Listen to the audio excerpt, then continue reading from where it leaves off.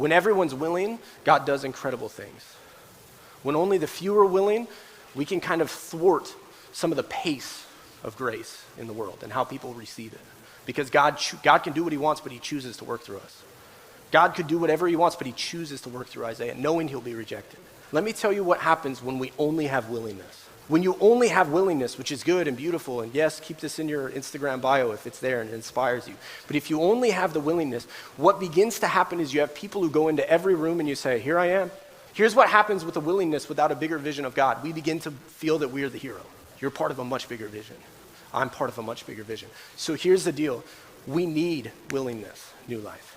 We need to be willing to say yes to what Jesus has for us. We need to be willing to sit with those who mourn. We need to be willing to invest in what we have. We need to be willing to say, God, you've given me another day of life. You've given me another paycheck. How can I put what I have to work for you? We need to be willing.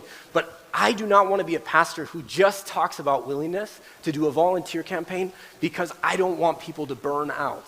Because what I also want you to have is a crystal clear vision of who Jesus is. That even if you're rejected, your life was not in vain. Your efforts were not in vain. Even though we're willing to do things, we also say, God, I need you to examine me. My motives are mixed. I need you to sort them out for me, and I need your grace.